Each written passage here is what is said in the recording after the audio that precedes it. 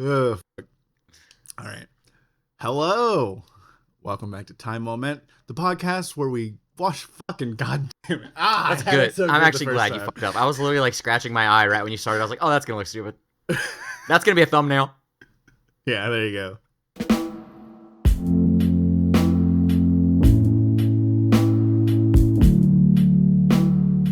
Hello. Welcome back to Time Well Meant, the podcast about washing your clothes in the creek and getting rejected by society. Mom and Dad, I miss you. If you're joining us for the first time, we like to talk about a number of things. We like to talk about the goings-ons of the internet. We like to talk about video games. And most importantly, we like to talk about mental health and how that relates to our personal lives. I'm Silas, and I am joined today by someone I would call one of my closest and dearest and most beautiful friends. Kirby, how are you today? Aw, you're progressively getting sweeter as the episodes go. You had a devolve like a cliff you went down. You're getting real like aggressive and rough. I Now you're think being real sweet the past few episodes. I think I'm just trying to send you on an emotional roller coaster and keep you guessing. I think that's what it I'm really is. I'm I don't want to. confused. I don't want you to ever know. Yeah, I don't want you to ever know how I truly feel. Even though you just said, yeah, one of my closest friends, I'll I never could. tell him how I feel. Yeah. That's that alpha shit we were talking about last week. There you go. That's That's right. that communicative alpha shit. Fuck yeah. Mm-hmm. How Yeah, you man, doing, I'm buddy? doing well, dude. It's been just crazy busy for like the past month, man. Everything in life just feels busy.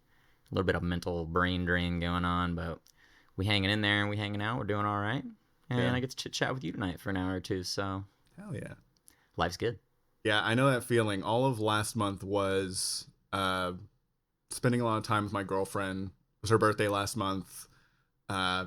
Just kind of nonstop. Every single weekend, something was planned. A lot of family stuff too. Just I felt like I think you're right. I think last month especially was just super busy. This month feels busy already, and it's the second of the month as the time of our recording. I mean, it's just kind of crazy how insane it's been. So, but I'm getting by. I know it's again every single time we do this. I'm gonna say this probably every episode that we do this. Every single time, so much happens in between these episodes. Okay, we do this every 2 weeks. Um, so much happens. So much happens. What do you want to fucking talk about first? That's what I want to know. You just need to roll that into the intro. Just start making that part of the intro since you're gonna do it every time, anyways. Honestly. Um, Man, so one thing that happened almost right after we recorded our last episode, and I think it's not a funny situation. It is no laughing matter, but they made it so goddamn funny. All right. I don't remember if it was the last episode we recorded or the episode prior to that I discussed when I took my son to his first metal concert. Yeah. Yep. And I talked about the second band that played last night. It was a really hardcore band. They're musically okay, but they were pretty funny dudes. And like the crowd went wild right when they started playing, and I got pushed like into my son a little bit, so he got a little. That was his mosh pit experience.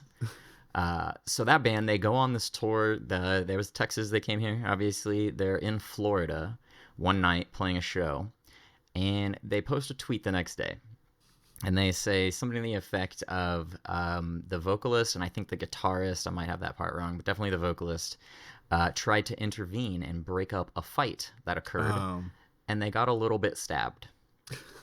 That's how they tweeted it, and they post a picture of each of them in the hospital beds, right? God. So they followed up and they're like, we're all okay, blah, blah. But really the crown piece of it is, we got stabbed a little bit. We're going to miss the next show. We're okay. Then the follow-up tweet, word for word. For anyone considering stabbing us, please do not stab us. We talked and decided that we hated getting stabbed. Which is just the funniest way to make that situation. Yes. And then it gets a little worse and a little better. Oh no. We live in America, so capitalism, and this poor metal band is not, rolling in the cash, so they have medical bills now on top of all they're missing their work. Yeah. So they put out 2 T-shirts for the band. It's like merch for the band. That is, all proceeds are going to go to help us pay our medical bills. One of them has the dude's midsection with like a cut going across it, and you can see the stitches. It's a photo of his wound. Oh shit. Okay. And it has their band logo at the top. The band is called No Cure, so it's real metal, like spiky letters, No Cure. And then it just says Unkillable at the bottom. Yeah. Oh yeah. Dude, it's so good. That But is then the other fucking one, metal. the other one has their logo, and it says "You can't kill the stainless steel," and it has like a slash wound, not like a wound, but just like a cut kind of thing going across it. I've put pictures on our Discord, so you can put them in here. Hell yeah. They'll be up here somewhere if our fucking dumbass editor remembers that fucking guy. He's all over the place these days. I haven't paid him ever. Me either. I honestly, I keep sending him really, really mean like DMs, just like, hope you know you're a piece of shit. It's probably not healthy to send those things to yourself, buddy. You better get this fucking work done, dumbass. So I said, yeah, it's weird, and I send it to myself as myself, and it I'm always like, what am I doing? What the fuck is happening? Why does this guy always text me twice? It's so crazy. Oh my god. Anyways, that is probably the most metal shit I've ever heard. Obviously it's a shitty situation, but for them to be able to make light of it, you know, to have a little fun with it, yeah, it's a positive outcome as I would like to see it as. That's dude, fucking crazy. And of course it happens in fucking Florida. That's just the moment that you said Florida, I was like, oh, okay, that makes sense. I had the same thought. But man, when you see the shirt or if you post it, dude, it's a gnarly wound, like almost across his entire midsection. I might have to censor that. We'll see. I'll look at the shirt. I know I looked at the pictures earlier. It's kind of like black and white and okay, it's like artistic. I think it'll be fine. It should be okay. I might still give it a little like Gaussian blur. Maybe we'll put it somewhere else. That way, maybe people don't want to see that. I'll tell you what. If you're listening to this, go to the YouTube page. The first link that I'll post will be a link to their shirt, to their merch. Go support them. You can do a pinned comment or something. Yeah, something like that. We'll post it somewhere. Maybe I'll post go support the boys. Yeah, help them get unstabbed. Stainless steel. I'll post one of the shirts so you can see it.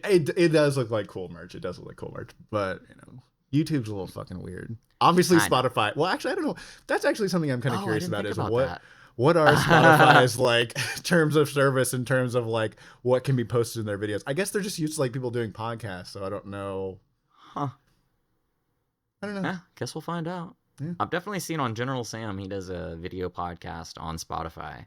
And he had a guest, I'm pretty sure it was Sam Hyde actually, who was just smoking his pipe just nonstop the whole episode. That was not censored on YouTube, so. Yeah, I want to say. Be okay with a little stab. A little stab.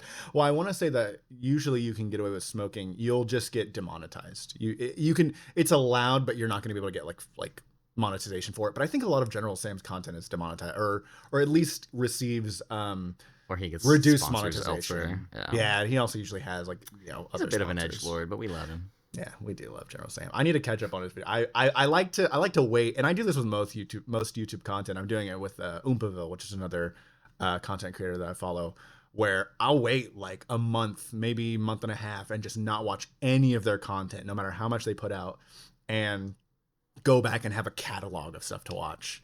Because I just like I enjoy being able to watch a ton of one person at a time. I don't really like hopping around. I would rather just watch.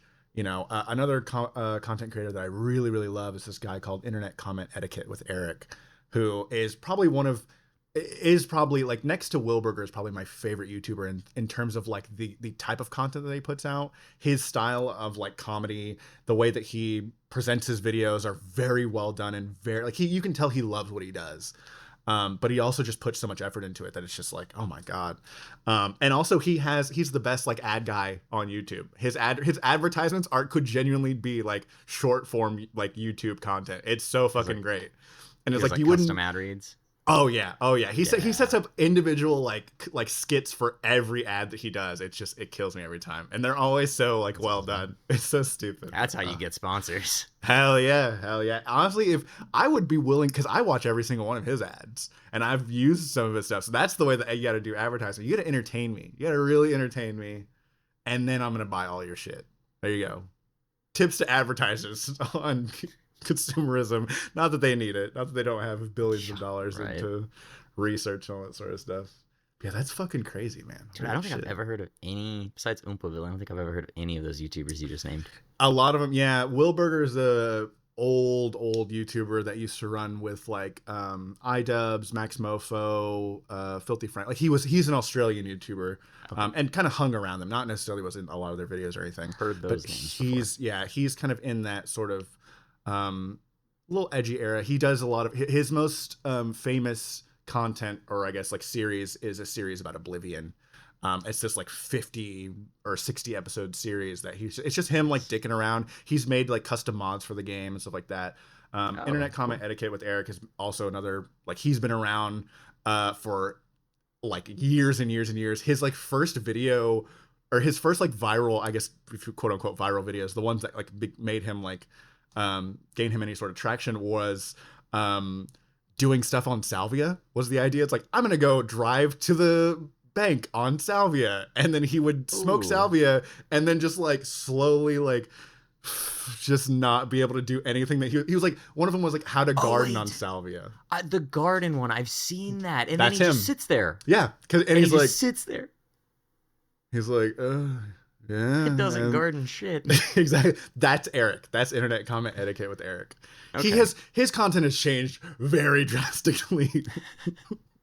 That was like him in his like early 20s, and now he's like in his 30s, like mid 30s, like making some of the fucking best YouTube content that's super underrated. I'm such a huge fan of him. I love his content so much. It's just very off the cuff. A lot of the comedy is very weird. And it's just, but he's also, but the whole idea is that he's teaching a class. That's the idea, or that's the kind of the concept of how to properly comment on videos. And so he'll cover different subjects each time. And it's just so good, man. I could go on and on. I could probably do an hour long just discussion about how amazing that guy is, but I won't do that. Okay. Okay. So, on the topic of obscene YouTubers, or Mm-hmm. not obscene, obscure, Obscure. Okay. are you familiar with John Hinckley Jr.? Okay. The name sounds super familiar. I do not know who this is. So, John Hinckley Jr. attempted to assassinate President Ronald Reagan in 1981. Okay. Okay. That's where I've heard that name from. He spent 40, I believe, 40 years in jail Okay. and is now out and about and has a YouTube channel with 41,000 subscribers. Has a video 2 months ago called John Hinckley Speaks About Peace and Harmony. Oh. But the real reason this is so funny, I mean, there's a couple things about this that just blow my mind. Like, Uh-huh. what timeline am I in? What year is it, dude? How is it possible that a dude that attempted an assassination over 40 years ago is now on YouTube and tweeting, dude? Yeah. Yeah. It's just like a mind bender of a thought.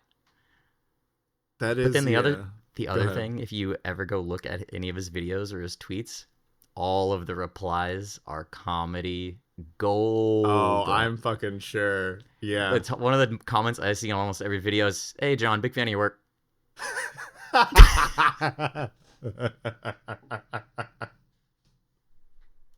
Big fan of your work. Love what you've done in the past.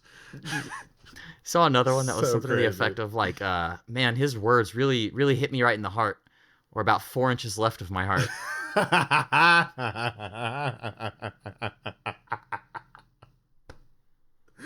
Holy fuck. That's so, yeah, okay, that's fucking great. The internet's such a fucking wild place, man. The amount of shit that we get away with. Um that kind of reminds me of that girl that she murdered her mom with her boyfriend, and then she got out of prison, became like kind of an internet celebrity. Gypsy Ooh. Rose.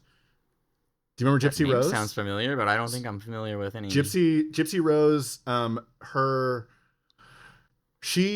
mother basically gave, or I'm sorry, Gypsy Rose had Munchausen syndrome by proxy, which basically, or that her mother did. Her mother had Munchausen syndrome by proxy. Essentially, what that means is that she poisoned her child to make her sick all the time, so that way because she like wanted her to have all these illnesses and wanted her to have all this attention. Yeah. Dependent. So the idea of Munchausen syndrome, fuck me, that's a hard word to say. Is a syndrome. This is just a very basic. I'm not a medical professional. Kirby's the doctor here. That's right. I'm not a medical professional, but the idea is that you have basically this like thought or this like thing in your mind that basically tells you that you're sick all the time, and so you like either do stuff to yourself or you like just go to the hospital all the time and you like think that you're sick. That's essentially what it is.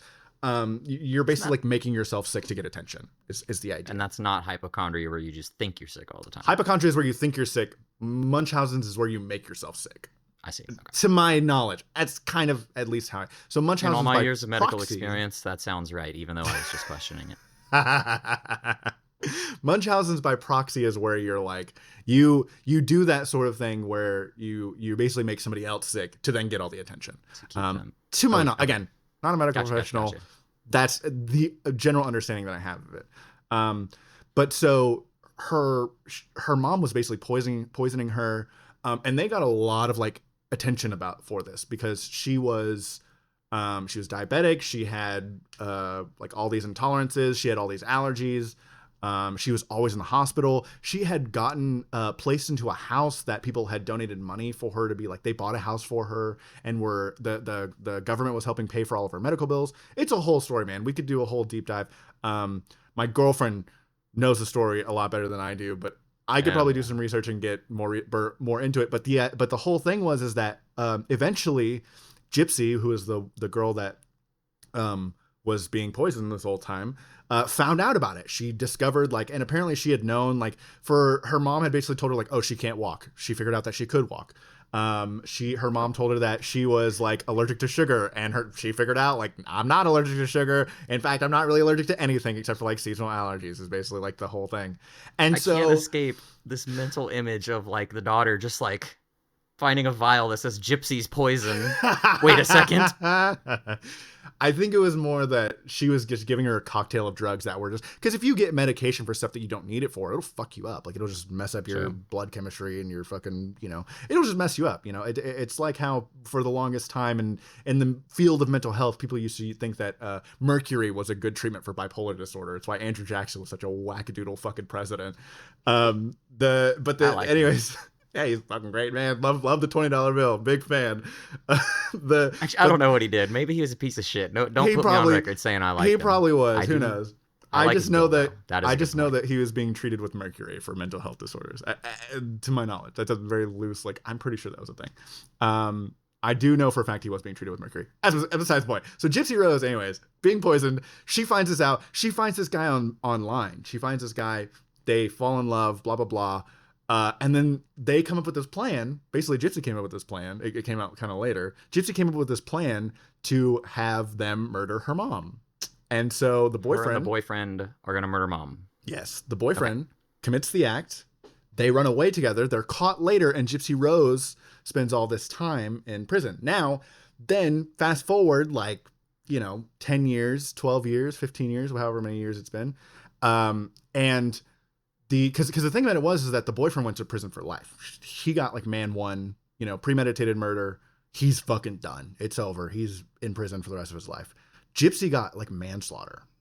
She got a 15-year charge. Ridiculous. Yeah.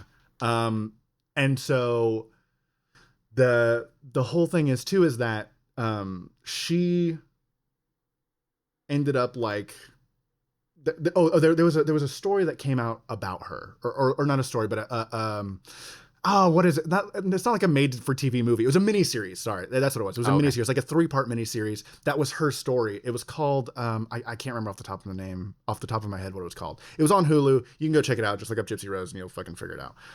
But it was, it blew up. It was a really famous thing. It kind of blew her story up. And then people realized oh, she's going to get out of prison soon. And I want to say it was late last year or early this year that she got out of prison. And she blew up on TikTok, on Instagram, on all these social medias. People were simping oh, I love Gypsy Rose. This is so crazy. And so, yeah. And so that kind of reminds me, and obviously it's to a much lesser level because Gypsy got some really, really big, heavy fame for no particular reason. Is she hot? Is she hot? Eh, not really. Well, then it makes no sense. I think a lot of it was more so her story was so captivating. The idea that her mom was basically imprisoning her. Um, Obviously, as time has gone on, people are kind of like they've swayed their opinion because they realize like Gypsy's a little manipulative. As soon as she got out of prison, she got married, and now she's getting divorced and made all these kind of like un. She's made a lot of accusations about her husband, that are not really substantiated, and now is remarrying. I haven't caught up with the story in a long time. She's kind of, but she's also kind of backed away from social media as well. She's like, I kind of really didn't want the fame. I thought I did. Turns out I didn't. So I think she was supposed to have a TLC show at one point in time, which is kind of par for the course. I could be wrong about that too, but I think maybe they just covered her story. I don't know. I know she's done plenty of interviews and stuff like that. She was a big deal as soon as she got out of prison. People were like, for whatever reason, really, really into the fact that Gypsy Rose got out of prison. So was there a lot, were people making the same comment? Like, dude, there had to have been some trolls in there commenting on her stuff. Like, oh, I'm going to show this video to my mom. I don't know if it was that same sort of level, but it's definitely like there were definitely some fucking golden comments, and on some of the TikToks that I saw, it was like yeah, it was. How did they do it? I feel like there was definitely at least one a big fan of your work as well. Yeah, like something along those lines, just kind of real basic. Okay, how did they? We're going Time Well Meant True Crime podcast for a moment here. How did they do it? How did they commit the murder? So I want to say that she was stabbed to death. I'm not 100% sure. I know that so the whole thing was that they met online. The boyfriend Gypsy and her boyfriend at the time met online through Facebook, I think. Plenty of fish. And yeah, something like that. It was somewhere. It was on some sort of social media. They had this online relationship. They met up for the first time, did the deed. I think that's kind of important. They were dude, she must have had sealed some magic pussy, dude. How do you convince someone to commit a murder for you? I think here's the thing. If you can, in my eyes, if you can convince somebody that this person is like basically trying to kill you, because that's, if you really look at it, that's what her mom was doing. Her mom was basically killing her just to get free stuff out of it.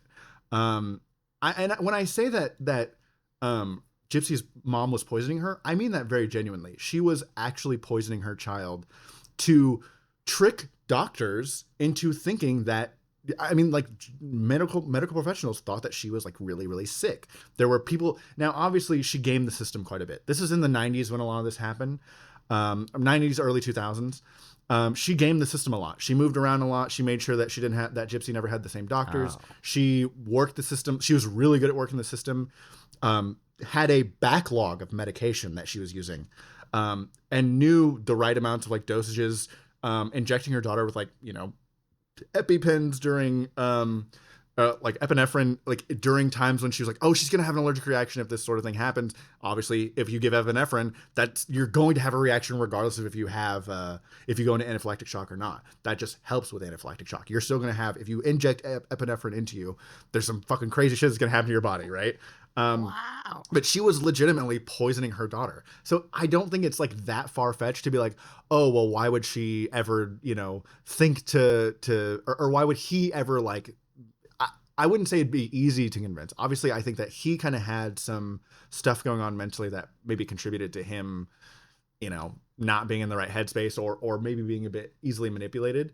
But I don't know. I don't really know. A lot of it too is like, I know that they've gone into a lot of it being kind of Gypsy's manipulation and her kind of, being the driving force behind him committing the crime in the first place, which is why a lot of people are like, it's kind of crazy that he's the one who went down life for the full. But she got 10 years. She got like 15 years, I want to say. And I don't know if she got out for good behavior. I think she only did like 12 or something like that. I know she went in when she was like 16 and got out when she was like right at 30, I think. Wait, how old was the boyfriend? I think he was like 18 or 20, something like that. That's a Like, wild story. it's a fucking dude. I'm surprised that you. So I'll. Oh, The Act is what it's called. The Act is the miniseries on Hulu. I started watching it. It's just not for me. I don't really give a. I just don't really give a fuck about those types of miniseries and like based on true story type shit. Unless it's a story that I'm genuinely interested in. Usually I Yeah. just don't care. True crime. My wife loves true crime, and it's interesting to me in the fact of like you hear the things and you hear like how the police are investigating it, and you kind of get to question along with them, like, well, why the fuck would that be there? What does this mean? You kind of go on that ride with them, but ultimately at the end of it, I'm always just like, these people are fucked up, and it's just fucked up. The world's fucked up. I don't like it. But she loves it, man. All the serial killers, all the murders, and funnily enough. But on the topic, so they stabbed her. Stabber. With my discovery of John Hinckley Jr., it got me thinking, and then I happened to have like a happenstance occur where I opened TikTok for the first time in 6 months, and I saw this on TikTok. So it's probably not true, but it said that it is highly illegal to make like violent threats against current presidents that are if they're alive, even if they're not president anymore. So like you couldn't say anything about Jimmy Carter. What about presidents that are already dead? Can I touch? Whoa. Can I make like a tier list of which ones would be cool to murder? I don't know, actually. That is an interesting hypothetical. I do know that was because there was a pretty famous Whitest Kids You Know sketch, which was, did you know it's illegal to say that you want to kill the president of the United States? Totally illegal, and that totally was the whole bit. And he's like, anyways, it's a great sketch. Rest in peace, Trevor Moore, one of my favorite comedians of all time. I'm pretty sure I've seen that one a long time ago, and I vaguely remembered it. But it's so good. But so I'm pretty sure that is a legitimate. I think threats against major political like figures is very like it's taken very seriously. It's one thing if you're like, I hate this person or whatever, but like wanting them to die or like wanting to like actually kill them, right? It's a little. And I think it's not as much like. I don't know. I don't really know the law. I'm actually, I'm going to shut the fuck up because I actually don't know the law on this. But I want to say that I could probably confidently say, I'm pretty sure you could talk as much shit about like dead presidents as you want to. Okay, so here's where I landed on this thought. Okay. We're going to put out a time moment video, a tier list of what already dead presidents we would kill. And one of two things happens. Either we get a massive crossover with John Hinckley Jr.'s audience. No. or we get put on some type of FBI watch list, in which case we still get more viewers because they're watching. It's the FBI. The FBI is watching us. Doesn't matter. How many FBIs are there? There's got to be at least 10. At least 10 FBIs in the world. No, FBI's in America. Don't be ignorant, Silas. Sorry, I forget it's America's 3-letter organization. I don't want like the KGB involved or anything. I don't want them watching. Actually, fuck. From our analytics, we do have a listener in Russia. Fuck. They're on to us. They know. Hey, Russian listener. Hey, Russian listener, can you comment and let us know what the laws are in Russia about talking about dead Could you call leaders? In? Can you call in? I want to make a tier list about who came before Putin. No. No, not Putin. No, that's dangerous. Who came before Putin, though? Oh, who came before? Yeah. Maybe we'll go sucked. We'll go like a couple generations up because they are kind of rough over there. Yeah, they're pretty. We can get away with that shit in America. I mean, I don't really plan to go to Russia anytime soon, or really Europe in general. At least soon. I mean, you never know. Russia could come here. They could come. They come here. They could just lift off, head over. Not like the whole country is going to lift up and plop on top of us. The citizens are capable of movement. Right. Just all of Russia. They're all coming. They'll cross that little bridge. They'll raise the bridge up out of the water that connects Alaska and Russia, and they'll just migrate again. There you go. Holy shit. So FBI, please like and subscribe. Yes, F, B, and I, please. And then let us know in the comments if it's KG or B that's listening from Russia. Also, what dead president would you like to kill? Which dead president? I don't know, man. I want to say I don't necessarily want to kill him, but I think I'd want to fight him in like one-on-one combat. Be Theodore Roosevelt, because he was a fucking crazy motherfucker. Yeah, he was like want to physically fight. You think you could take him? No, hell no. I just want that experience. I think he'd beat my ass. Yeah, this is not a tier list of what president I want to beat my own ass. Oh, well, I'd obviously cheap shot him, probably throw some sand, like pocket sand him or something. You know what I mean? Pocket sand. Yeah, he's never seen King of the Hill. He's not ready for that. He has no idea. Pocket sand. He's got no idea. He's down. He's down. I'd be very cheap with him, and then I'd probably kill him. But I don't. In Minecraft, in video game, we're not actually threatening to kill any dead presidents. In Minecraft, killing Andrew Jackson in Minecraft. Yeah. But I don't know. There's not any precedents that I have any dead presidents, I should say, that I have any like serious qualms with. There's none that I'm like, yeah, fuck you. I'm glad you're dead, idiot. Just like I don't know. There's definitely a couple presidents. That's so weird that you don't have these thoughts on the regular. Yeah. There's definitely some that I'm like, yeah, I mean, they're fucking, whatever. And they've definitely led our country, in one direction or another, whether it's for better or worse. But yeah, I don't have any there's certain presidents that I'm like, I think that they're interesting. I'd say Roosevelt's one of them, where he's just a fucking weird, crazy guy who's riding horses into battle and fucking drinking beer and fighting bears. As far as I'm concerned, fuck, man, the guy's crazy. That is what a man should be. Hunting and killing and fighting, drinking. Did you ever see that big old mustache? Oh, what is it? Episode of South Park with I think it's Kurt Russell fighting around the world. Yeah. Oh shit, man! I love South. I'm so excited. I think there's a new season coming out next year. Really? Yeah. I'm excited to catch up on the last 5 or 6 seasons I've missed. I think I'm like one season behind. I fucking love South Park, man. Such a good show.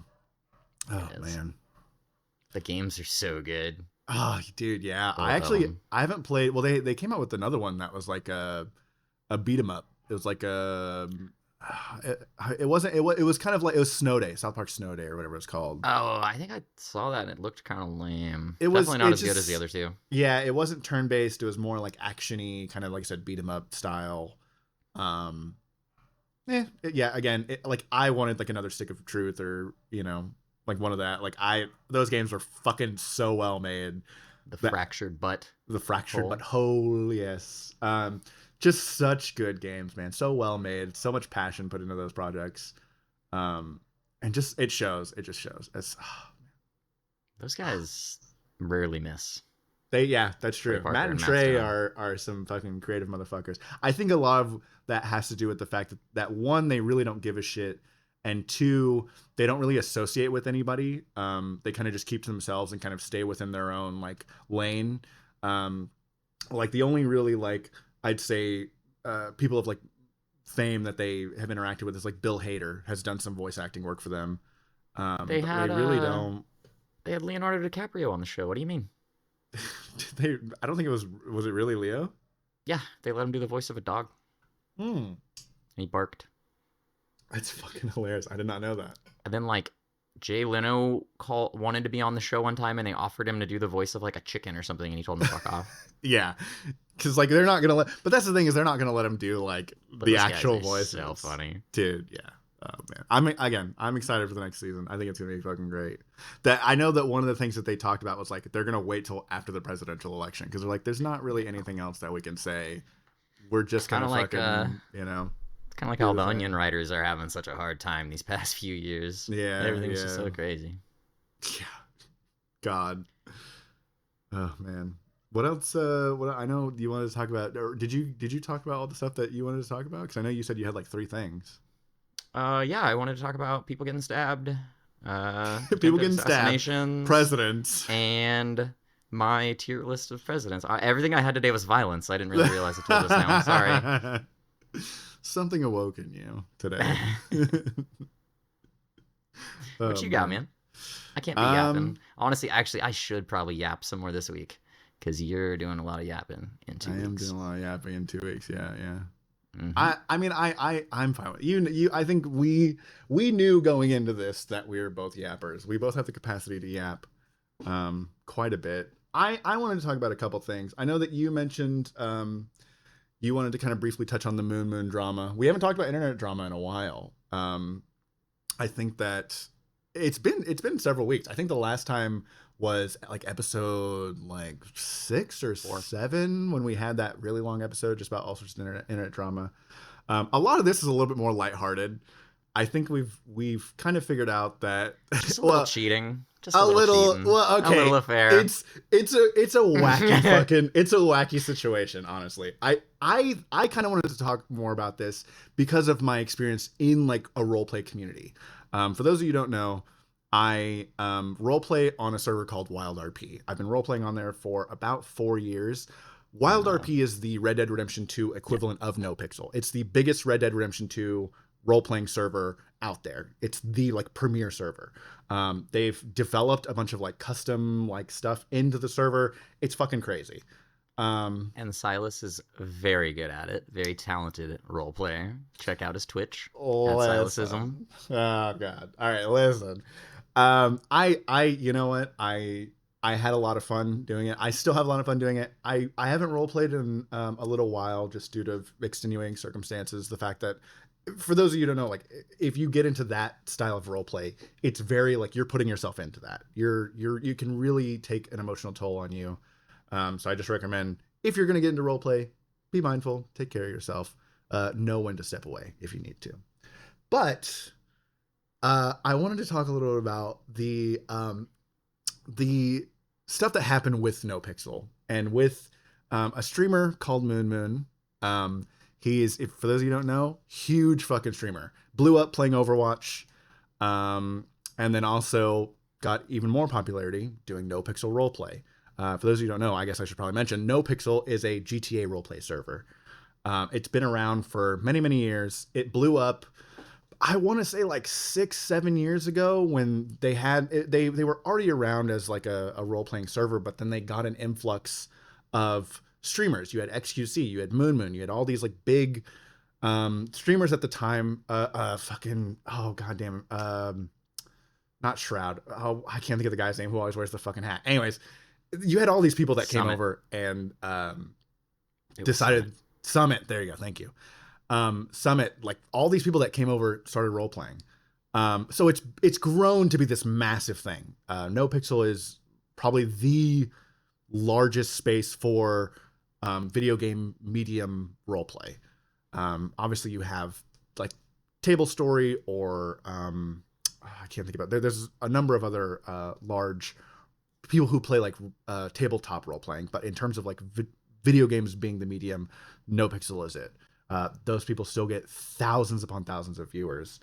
And yeah, there was a little drama between MoonMoon and I can't remember her name off the top of my head. Hold on, I can find it very quickly. Her name was Diva Jilly is the girl that or the woman that's involved with this. They're both like I want to say close to the same age. The whole thing was that they got married in roleplay. Okay, their characters are married, and there's a lot of clips that have circulated around talking about how like, well, I know how to, of MoonMoon going like, I know how to separate this. This isn't gonna affect my actual relationship. MoonMoon was keyword was married and has a kid. Okay. IRL, he's married and has a kid. Yes. Meanwhile, yes. he role plays in GTA and is married to this woman, Diva. Yes. So layer it on. Diva is also married to a former pro. I think he played CS:GO or he might have played a MOBA. I'm not 100% sure. He might have been a League player. I'm not sure. He's a former pro gamer. They're married. MoonMoon's married. They're married inside of GTA RP. NoPixel, whatever. They're part of the Department of Justice, which is the the police, the judges, the lawyers. NoPixel has a pretty in-depth political system in terms of like I think they have a mayor and they also have all these other political whatever.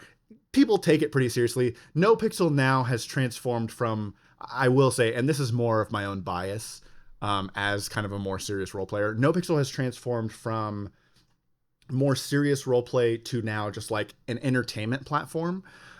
You're not like, if you're looking for like more serious role play, there's other servers that you can go to. If you were looking to like clip farm or like, you know, build up a you know, some sort of audience, or you're trying to, you know, bump shoulders with the biggest streamers, you're gonna go to NoPixel. That's just kind of the truth of the matter. I won't hear anything else. I've been role playing now for a number of years in these sort of spaces, and trust me, when all of the NoPixel people came over to Wild RP, it changed the entire landscape of our server. So I have felt that aftermath. But so, you know, a lot of this are like, you know, big streamers kind of bumping shoulders, doing their thing. MoonMoon and Diva recently both went to TwitchCon, right? TwitchCon, huge. It's like a week or two convention ago now, right? Yeah, about a week ago. Huge convention, a lot of stuff happened at TwitchCon, but one of the things that happened at TwitchCon is they met up. Okay? Met up. And hooked up. They picked. That's really funny. Yeah, they ended up hooking up. To put things into perspective, from MoonMoon's side, at least the way that he said it, he thought that she was in an open relationship, an open marriage, as was told by her. She had said that, hey, I'm in an open marriage. MoonMoon was already exiting his relationship. He and his wife had been separated for about 2-3 months before that he started engaging in these sorts of messages. And according to her, or according to him, according to MoonMoon, she had said, I'm in an open relationship and I'm down to do all this sort of stuff, whatever. They met up. They had some nasty fucking messages that they exchanged between each other. I'm not going to read them because they are extremely... No, I could read the whole thing. They are extremely explicit. Give me a snippet. Okay, I'll give you a snippet. Give me a highlight. Okay. I'll give you a highlight. It's like, let's rub assholes, baby. No. Yeah. Okay. So, God.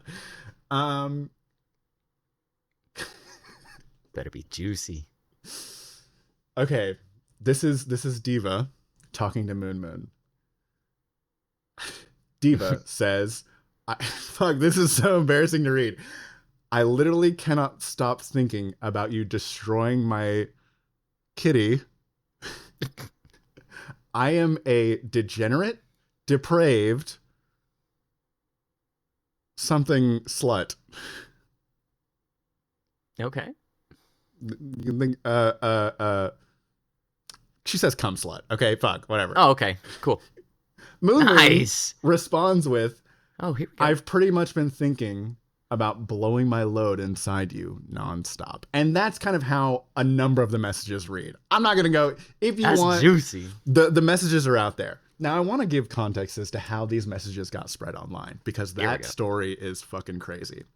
So the husband, being a loving and concerning person, he was not at TwitchCon with his wife, which to me, that's already like, why aren't you going to TwitchCon with your wife? Like, I feel like if you're going, like, if I were to go to TwitchCon, I would bring my girlfriend, even if she only goes for like a day, right? Even if she only like hangs out with me for a day, I still would like, I feel like for something like that, where like you're meeting other creators, it's like, it's an experience. I don't know.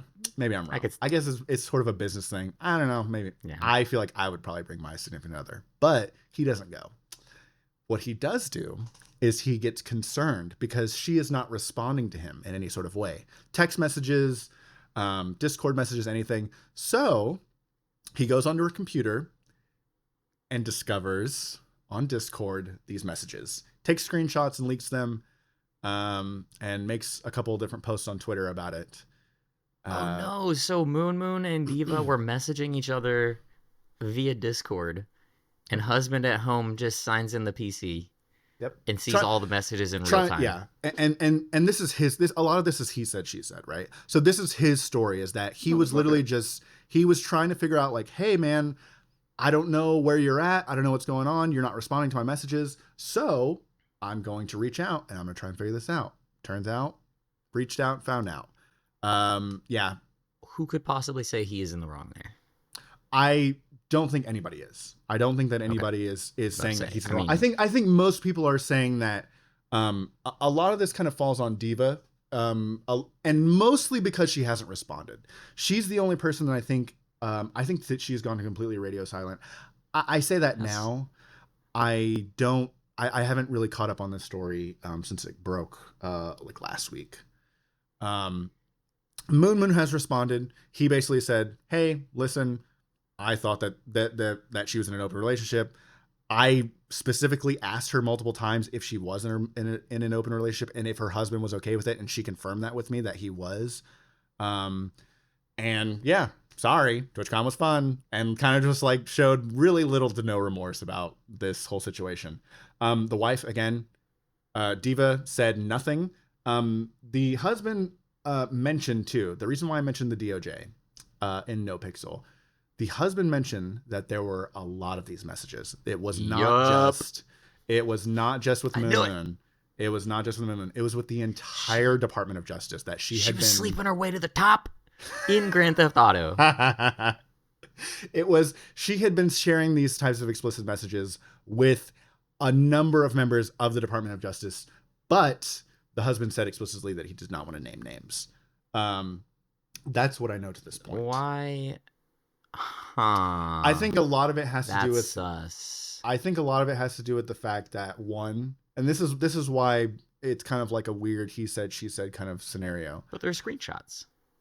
I'm in terms of how, because here's the thing is that there's nothing nothing has come out about the fact that like he's the only one who's basically told his side of the story.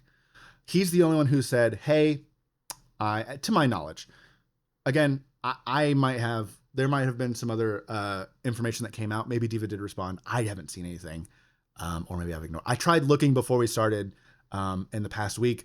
Everyone's just been talking about the fucking Lunchly thing. Everyone's been talking about fucking. That's a whole other stupid. That's the dumbest shit I've ever heard. People being upset about that is just so fucking weird. But anyways, um, but the I haven't seen anything about a response. I haven't seen anything. I kind of feel like she's gonna Cody Co it and just not fucking say anything and just kind of fade off into whatever. Um, Like just whether yeah, just let it let die it down and then just yeah post like normal or just vanish. one either or. I think either Yeah. or. I think that it's one of those things that in current social media climate, that's kind of the meta right now is that you either, depending on what you've done for this sort of thing, you cheated on your husband, you're a piece of shit, right? So what you gotta Especially do, you know gotta cheat, gotta lie, take a vacation. Step 3, profit, I guess. some yeah essentially. I mean, you look at some of the cases that we've seen in the past couple weeks. Yeah, I mean, fuck, man. It looks like a lot because I mean, Moon Moon is unaffected. Moon Moon is completely unaffected. He is literally just like, So I didn't know the oops. part that him and his wife were already separated. Yes, they were already Kind of the separated. sensationalist headlines that I saw were like He was Moon cheating on Moon his while wife, and married that was cheats yeah. on wife with He was GTARP wife who's also married. in his response. He mentioned Ugh. about the set. He had already been separated for about 3 months, or 2 to 3 months from his wife. He had already basically like they had already moved out. And people had already speculated because one, he hadn't been wearing his wedding ring. He had mentioned there was a clip of him saying like, I hope he was getting food delivered to him. He was like, I hope the food delivery driver knocks really hard. And people were like, aren't you worried about like it like waking up your kid, or isn't your wife going to get it for you or whatever? And it's like people were just already kind of speculating. There were whispers, but nothing had really like come to fruition. And then this all kind of solidified it. He already confirmed like, hey, this was all my fault. I didn't put the effort into the relationship. I didn't fight to keep her. Therefore, we're not together anymore. And it was just one of those things where they had, I guess, grown apart over time. He focused more on his career than anything else, whatever you want to say. But I want that tea to come out that the wife went on his computer and found the messages between them 3 months damn. prior to this. Yeah. I mean, It's that all a listen, circle. it's to my knowledge they were married on GTA, like Diva and Moon Moon were married for quite a while before. Man, I wish fucking Taylor was around so we could just bring him on as a guest just to give us, because he knows everything about this, I'm sure. That's why the story even caught my attention. I don't even really know anything about Moon Moon besides our buddy Taylor sending us some clips and talking about watching him. Yeah. Taylor has been watching Moon Moon for years. He has Yeah. been watching, I mean, literal like 80-month subscriber, probably longer than that at this point. Years he's been watching. MoonMoon and Lucari are the two people that he's been watching for Hari, that ever and dude. ever. Back when he played Black Desert, that's why he started watching him. All the Yep. Black Desert gameplay, and then all of the he did a lot of fighting clips and like played Dark Souls and stuff. I watched him play Dark Souls. It was pretty entertaining. I think watching anybody rage at Dark Souls, especially when you know what to do, is just entertaining. But oh god. Um, but yeah, and then TwitchCon itself, we got to see the first TwitchCon with a popular with Kick being as popular as it was. That was the other thing I kind of wanted to talk about, kind of moving out of that, because there's really not much else to that story. It's kind of died down. People have moved on. The internet kind of just chugs along and moves on. But I did want to talk a little bit about TwitchCon itself being kind of a fucking crazy event. Most of it is just the normal kind of bullshit of creators being there, but there were a lot of creators from Kick who were kind of stirring the pot a little bit. A couple of notable clips is XQC being harassed by a Kick streamer who had got on his knees and basically said, "Let me suck your dick for clout." That same streamer ended up pushing a guy into a train. I don't know if you saw that clip. Yeah, it was it was an LA like transit train. Like the tram. Yeah, like the tram. And they were waiting to go into the event, and this guy and him were arguing, and he ended up pushing him into the train. These are both Kick streamers, by the way. And thankfully, one, the way that the train was going slow enough that it really didn't do a lot of damage. And two, the guy's uninjured. But at the same time, like, holy shit, what the fuck is like, what is happening with people's brains where they think that it's okay to do like shit like that, right? Excuse me, sir, that was an attempted murder. Yes. I mean, like, seriously, he could have been seriously injured. I've worked with the railroad for many, many years. I'm actually wearing one of my railroad shirts, funnily enough. And safety around trains is so important. These are multi-ton fucking moving unstoppable objects, okay? And you don't fuck around with them. Squishy little thing. Yes, you do not fuck around with these things, okay? So that immediately like struck me as like, holy shit, what are you doing? That's so stupid. All just for attention. This more of the same kept happening, where people just kept harassing, a lot of it being Kick streamers harassing more of the larger Twitch streamers, and just like people going like there's one in particular, I want to say his name was like DBR or something like that, or DBD or something like that. And he kept going around spreading false rumors about Twitch employees and like spreading false sexual assault allegations about them. He went up to the CEO of Twitch and said, how do you feel about, or why aren't you paying any of your employees? And why do you promote slave labor amongst your employees? He kept going on and on and on about, he found another big Twitch streamer named NMP LOL and ended up like kissing him on the face and then like trying to bite his nipple, and then like lick this other guy's hand. It was just a fucking weird, like, why? What the fuck is happening? Because you and I are sitting here talking about it right now, and that dude probably has more viewers after doing this ridiculous shit. He got fucking banned. He got like perma banned. Banned from Kick? Yeah. I didn't think that was possible. Neither did I, but apparently you fuck around, you find out. Fuck that guy. It's just so... Just go to YouTube. They'll let anybody on. And here's the thing. I think it's important to talk about these sorts of things because it should not be... It's something that should be observed and viewed and then discussed critically. That's kind of where I come from it at. Of like, why do... And again, a lot of this I think feels like it's my old brain or something like that, where it's like, man, I remember being, a little troublemaker when I was a kid, man. I remember getting into all sorts of shit and being dumb. We're definitely doing dumb moving stuff. In the boomer corner here, right? Dude, yeah, we are. Okay, go ahead. I remember just fucking being, like in my teens and early 20s and just feeling invincible and like just doing dumb shit that I shouldn't have. But I feel like I was not that crazy. I don't think at any point in time I ever felt like I need to harm somebody for attention, or I need to invade someone's personal space, or like obscure, like fuck with people just to like get clicks online. Like, I definitely will say that I've I wouldn't say that I've chased clout. I've definitely enjoyed like creative pursuits and wanted to grow. Like, I streamed on Twitch for multiple years. I never got a huge following. But I've had that like multiple hundred viewer streams and like, like had that like taste of what it's like to have a number of eyes on you. I've bumped shoulders with some fairly, prominent people. But I've never once thought, you know what, man, I'm going to just fuck someone else's life up to further myself or to further my own accord. That to me doesn't make any sense. Okay. Um, Especially when people are just minding their own fucking business, enjoying a convention, doing their own thing. I don't know. Okay, so when I first saw you walking towards the boomer corner here, I thought I was gonna stand back and I was gonna point and laugh at you, but I'm gonna walk in here. I'm gonna join you for a moment. Yeah.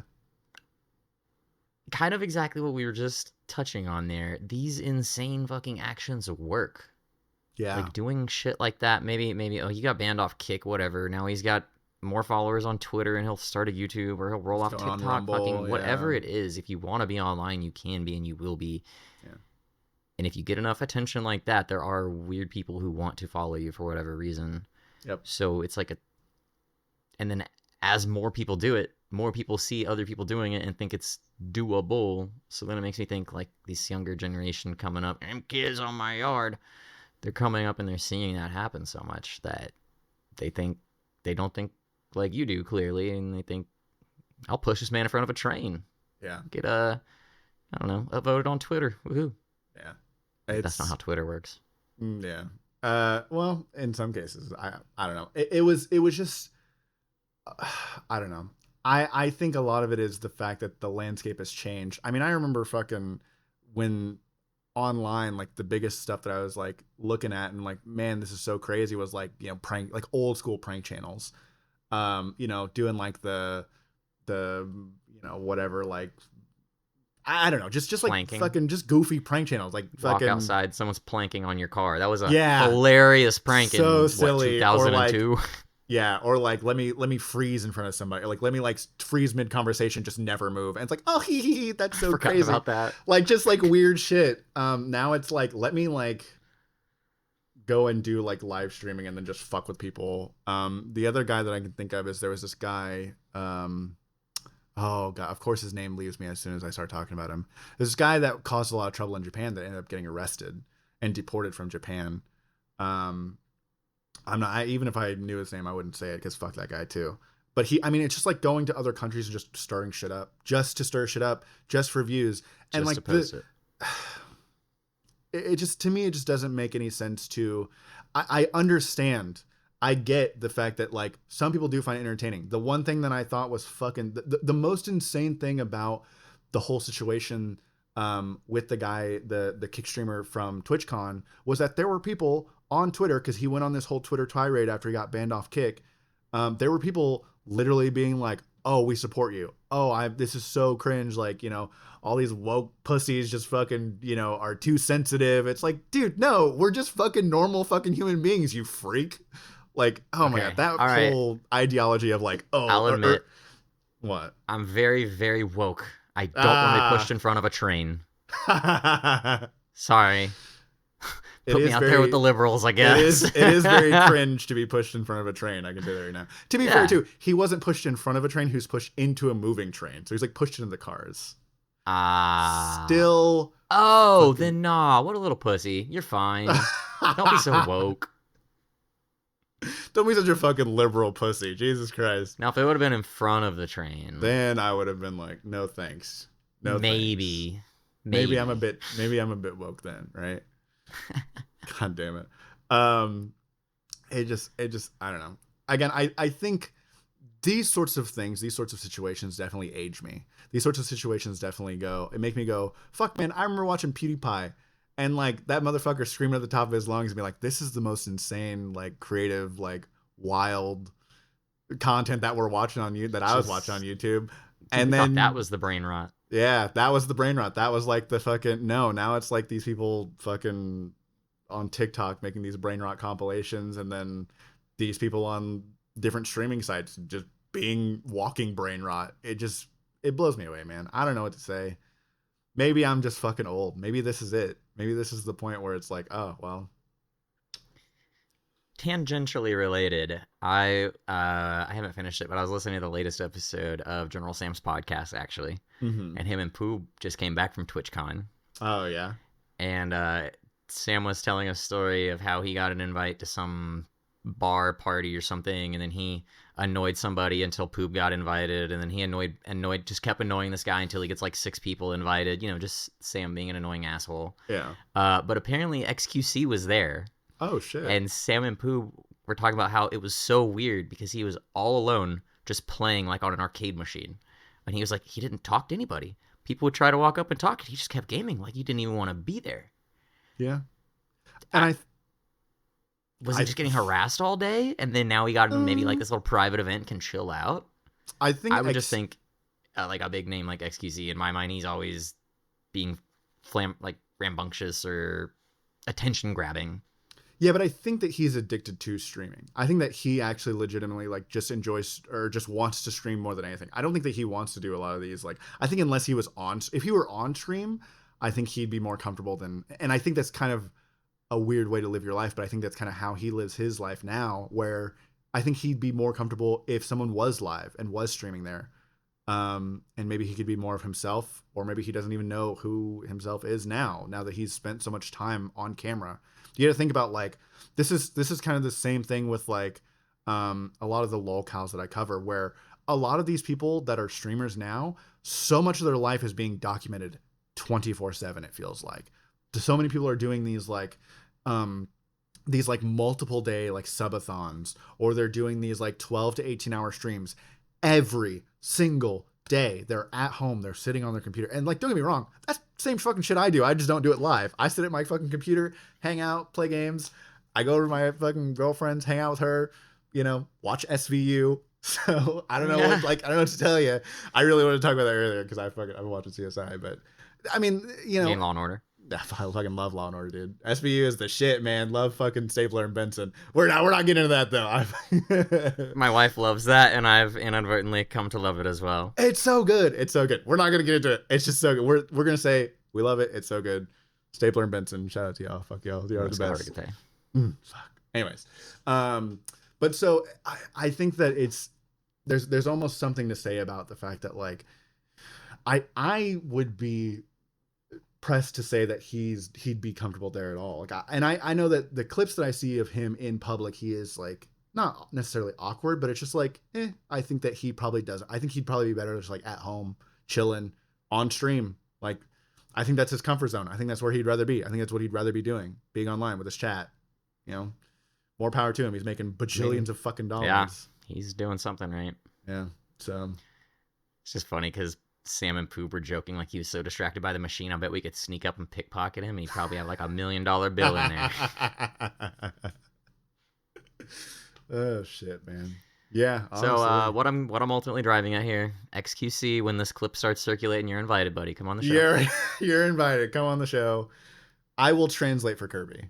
Don't worry. I speak fluent XQC. I've been following XQC since he played for the Dallas Fuel, since he was a pro tank player. He played main tank on Dallas Fuel. I was there. There during the ban. I think I tier 1 subbed when he got banned the first time from Owl.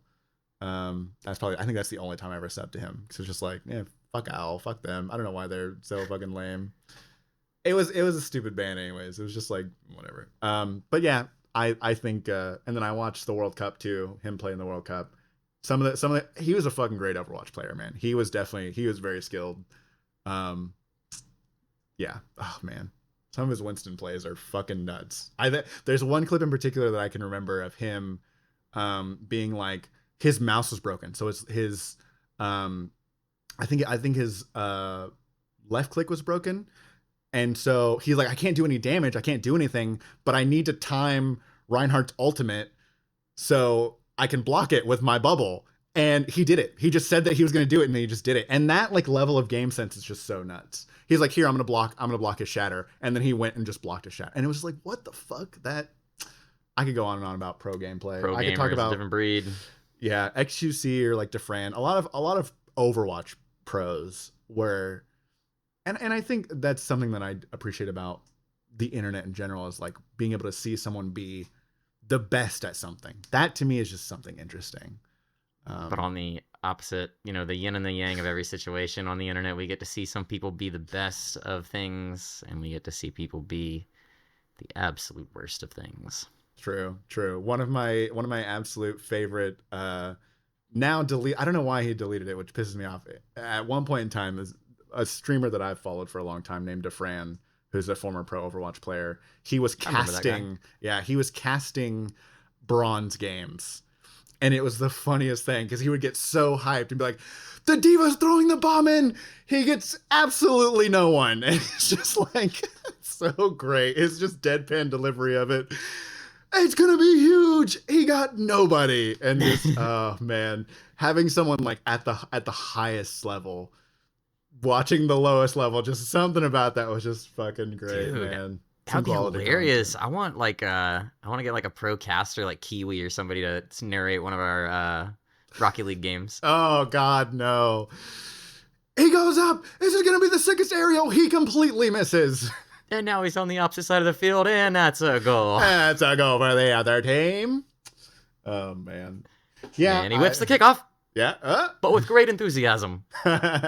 He put in quite a bit of effort. Oh, man. I thought Missed about... the boost, too. Okay, I'm done. Sorry. That's Bubba right there. Bubba and that fucking midfield boost, man. The amount of times I've seen him miss that. I can't believe I missed the fucking boost again. And I've watched him do it a couple times. I'm like, I actually don't know how you're missing this boost, buddy. Bubba doesn't need boost, though. That's what I've learned about him. I just take it all. He doesn't need it. He doesn't need shit. That's why him and I are a great twos partner. He gives me all the boost. He makes all the goals. It's fair trade. Fucking hell. That is great. Oh, shit. Oh, man. Well, speaking of some of our friends, this is actually something I did want to talk about. I think it's a good way to kind of move towards the end here. I think we've been going for probably like an hour or so, if I'm looking at my recording right. But I wanted to talk about, this is something that we're going to get a little sentimental here, okay? Then we're talking about friendships. We're going to talk about something. I want to talk about maintaining friendships. It was Jesse's birthday yesterday. It was Jesse. Happy birthday, Jesse. I did tell him. I messaged him on Discord. I did too.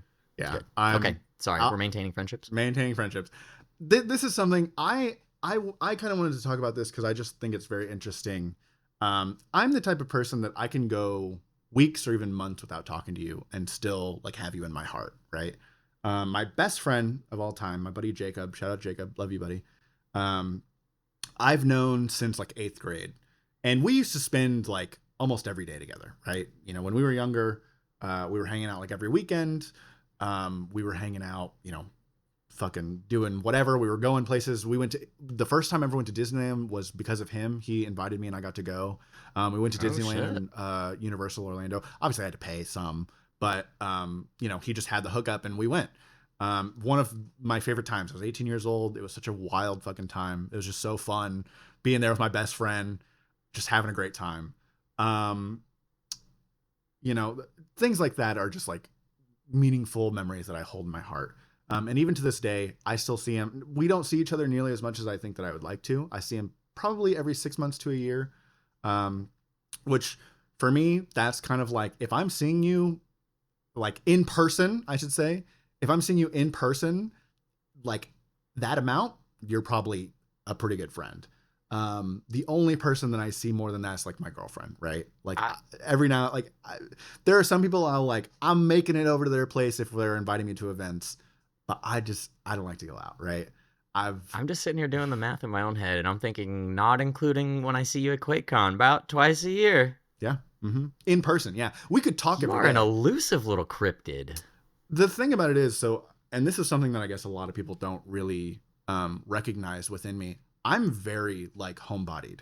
I'm very like, well, not, and I guess maybe it'd be more, you can recognize it more if you like talk to me on Discord, because I'm always on Discord, right? At home. I'm very homebodied. I don't like going anywhere. I don't like talking to people. I don't like going out. I'm definitely, when I go out, I can be that kind of like extroverted energy. But it takes a lot out of me, man. It's one of those things where like the moment I get home from socializing with anybody, like usually I need a day or two. I definitely, when I get home that night, I'm like, man, I'm ready to go like do more stuff. And I'm like already in that like mode and in that energy. But then afterwards, like the next day, I'm like, I don't ever want to see anybody ever again, and I I will don't ever want to recluse leave my myself house. and just away from everybody. And that's one of those things. A lot of that has to do, I think, with like things that I discovered later on in life. Like I sort of didn't realize why I would feel like so socially anxious, or why I would feel so um like my depression was just getting worse. And I didn't realize like I just kind of need to like allow time for myself to just kind of like recharge. Um and that was something that took me a long time. Now, that was also something that I lost a lot of friends over. There's a lot of people that I was friends with for a very long time that I just don't fucking see anymore. And a lot of that has to do with the fact that they didn't understand. Jacob is one of the few people that has. He got to the point where, he used to say or he used to ask me like every weekend, sometimes multiple times during the week. He'd be like, "Hey man, you want to go to dinner? Hey man, you want to go do this? Hey, we're gonna go do this. Do you want to come?" And I would just make up excuses, and it finally got to the point where I was like, "No man, I just really don't want to." Um, and it finally, like, we finally got to this understanding. We finally had this talk about like, hey man, it's cool. I still love you. I still want to see you, and I will when I do. But I just can't. I can't be there, and I can't go and do these things. And that's okay. And our friendship has still lasted. It's still very strong. Like I said, I still see him, like I said, every 6 months to a year. That's kind of just where I'm at. It's funny because I just recently linked up with another friend of mine, uh, and it'd been like 6 months since we saw each other. You know what I mean? He had, when I saw him last, he had just moved into a place. I just now saw him again, and he's moving out of that place like in a Yeah. month. So it's like, it just comes full circle. And I've thought about this a lot, because there's a lot of people that I could have potentially been friends with as well. XQC. That no. There's a lot of people that like in college I met a lot of really cool people that I think that I would have enjoyed spending more time with. There's people from high school that I think that I probably would have been able to like have a good friendship with, but just didn't. And so I was curious as to how you go about maintaining your friendships. What sort of steps do you take to um to like just keep up? Like, are you checking in, or like, what is your sort of approach to that sort of thing? Because I know that, you work a full-time job, you have a family, but you still manage to keep the friends that you have around. What is your approach to that? Oh, what's my secret? Mm-hmm. Being so cute. Uh, yeah, that helps. Um, Man, solid question. No, the first thing that comes to my mind is that I'm not good about responding, Mm. particularly if you message me when I'm in the middle of doing anything else, which is always. I'm the worst at looking at a message and saying, okay, I'll respond to that later. And then I'll just leave it sitting there forever. And then at a certain point, there's like too much time has passed. It's weird to respond now unless I have a good reason. Mm-hmm. So with friends that aren't as close, that's a pretty big barrier. But my friends who know me more well, the people who I'm talking to Discord on, the people who I'm seeing multiple times per year, having dinner and hanging out with, I don't feel that pressure. So if I just don't respond to you for 2 days, hell, I think I just did that to you like just today. I think I didn't respond to Yeah. you for like 2 days, and I was like, yeah, man, I wanted to respond, just life. And then I guess the friends who understand that are a lot easier to be friends with. And Yeah. that's exactly what you are saying, huh? Yeah. It's really interesting to me thinking about you and I guess this is something that happens like as you get older. I know that I've watched a lot of content about people talk about how scary it can be, and how like hard it is for them growing up nowadays and just not having friends. There's a video that I just watched. I should say the reason that I brought this up is there was I mentioned these guys in the last episode. Abba and Preach, shout out to them. Another fucking fantastic couple of content creators. They reviewed a video about this 41-year-old guy, never married, or yeah, never doesn't or isn't married, doesn't have any friends, and doesn't really have a social life, doesn't really have any ambition. He's 41 years old. He's just like gone through life and just worked, and that's what he does. Um, and he's just kind of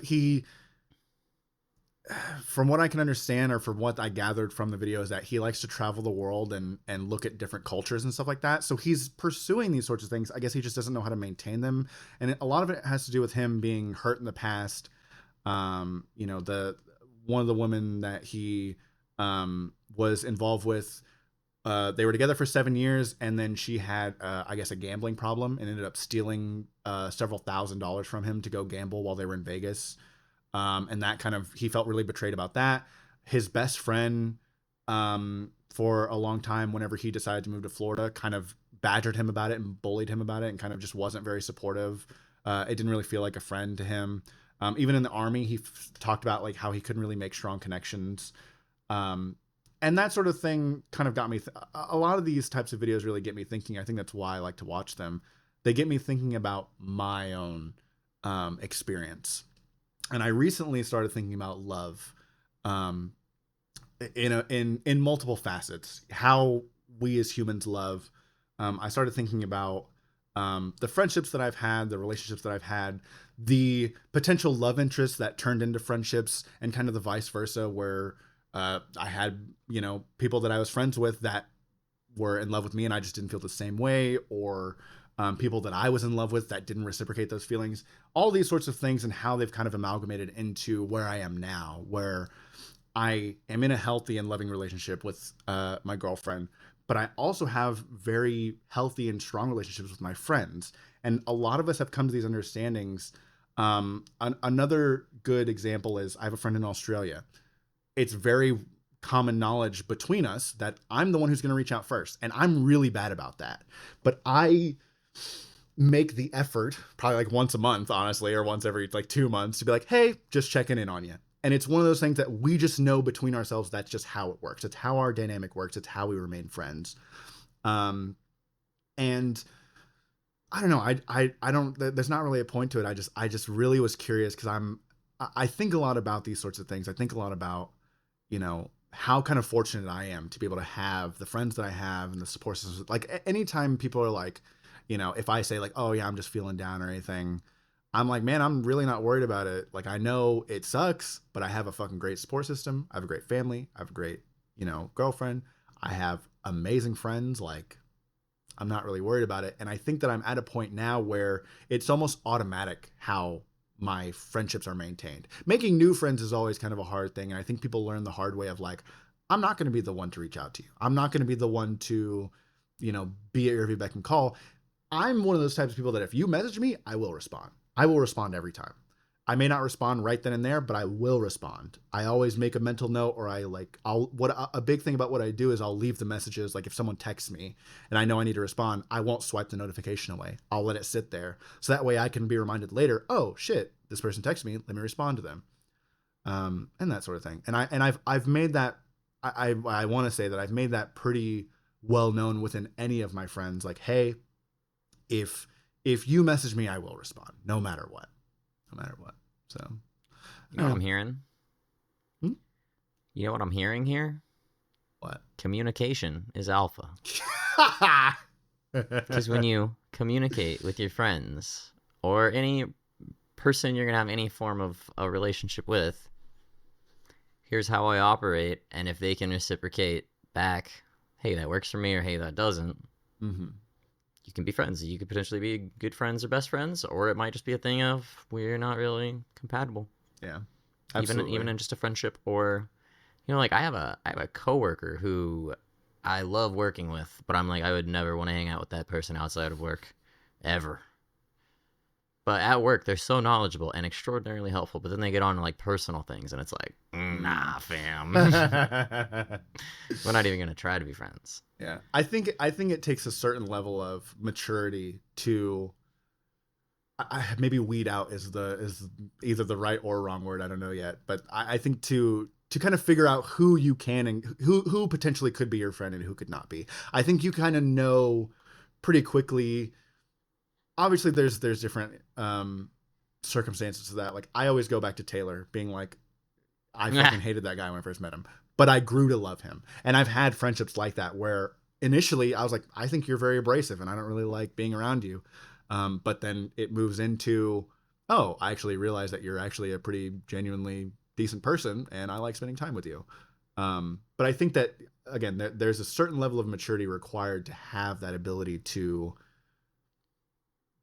be able to look at somebody and look at somebody and how they carry themselves, how they present themselves to you, the way that they talk about you, the way that they show you respect, and go, you know what? I do want to be your friend. Or, you know what? No thanks. You know? So. Because everything in our lives demand time. Yeah. Mm-hmm. And it comes down to, we don't mesh the way we communicate doesn't mesh. So I can't give you my time. It's definitely, it may or may not be something personal. Probably not. It's probably just that I have 1,000 other things going on. Yeah. And we don't communicate alpha enough. You're on beta waves. You're on that beta communication. I'm still stuck in this alpha communication. Pussy. I'm opening up to my wife, bitch. Told her my deepest fear. I didn't even blink. I shed a tear for no reason, just while we were in the kitchen together. Just to show her. Just to show her I love her and I care. And I can be vulnerable around her. Okay, we can't do this exact same bit again. We can and we will. Every time. Oh, God. Anyways, that was, yeah, I don't know. I just kind of wanted to talk to you a little bit about that. I feel like it was something that was, and I think a lot of what ends up happening, I would hope that a lot of the people that end up listening to this realize that a lot of this is just like shit that we're thinking about, you know, kind of just racking around in our brains. We want to talk about it. You know? Not the president killing stuff too much. That doesn't rattle around too often. That doesn't. Fuck it. Like and subscribe, FBI. We only want to kill them in Minecraft. After they're dead. Yeah, they're already dead, yeah. So it's not. And we have nothing to do with it in any capacity. We're gonna have to look into the legality of, dude. Wait, are we gonna be put on a list for being like, can you kill, or is it okay to say that you want to kill already dead presidents? I mean, that's kind of what I said when I brought this plan up to you. It goes one of two ways. God, yeah, it goes one of two ways. Either we'll see you next time, or we won't, and you know why. So this is what we're gonna do. This goes live Saturday. On Sunday, I'll start Googling and look into the legality of it. A little roll of the dice for my life. Yeah, if you don't see us 2 weeks from this episode, or we're sooner, both in Guantanamo. Yeah, we're both being fucking waterboarded right now. Send help. Yeah. Please, they're doing that Chinese water drip thing on my forehead. No. I'm losing my sense of reality. They're playing all sorts of crazy. They're playing AC/DC at max volume, but I'm enjoying it, so it's fine. Yeah, you would love that. I know, but that's one of the torture methods that they have is playing like really loud music. Is it really? Yeah. But AC/DC specifically? Yeah, I want to say that AC/DC is one of them that they play like extremely loud volumes. I'd be fine with that. I'd be like, yeah. Okay. With his voice at extremely high volumes, I could see that being torture. If it's depending on if it's Bon or Brian. He's just like wailing. If it's Bon, I don't know which is which. Bon is like the first singer that like he's like up to Highway to Hell, and then Brian Johnson is Back in Black and beyond. He's the current singer. I'm thinking Brian. Okay, yeah. I feel like his voice is really waily. Yeah, grating kind of, screaming. Yeah. But Bon had more of a, he still had that kind of like, you know, a similar kind of vibe in his voice, but he was more melodic, I think, with it. Anyways, I don't know. I think Cotton Eye Joe would be my torture song. Yeah, fuck, man. I would not want. Yeah, I think about stuff that would be on repeat. Yeah, Cotton Eye Joe is definitely up there. Oh, dude, somebody that you used to know. Yeah. Oh, fuck. I can't even hear. It's already in my head just because I said it. And it'll be in my head the rest of my night now. You're all Maddie welcome. that you used to know. Yeah. Oh, man. That was one of those songs. I remember the first time I heard it. And then I was like, this song is fucking awesome. And then by like the 100th time, I was like, I never want to fucking hear this song again. And the 100th time you heard it was 2 days later. Yeah, really. But I will say, years down the line, I will go back every now and then and be like, this was a great song. It's like a good joke, man. Like, it's good, it's real good, it's real good, it gets bad, and then it does the loop all the way back around. Yeah. You wait for a couple years and tell it again. It's like, oh, man, that was funny. Fucking hell. God damn. Well, shit, we would love to sit here and fucking chatter on and be somebody that you used to know. And we would also love to spend years and years of our time with you, maintaining our friendship with you, But I think... Oh, this just in. That was time well meant.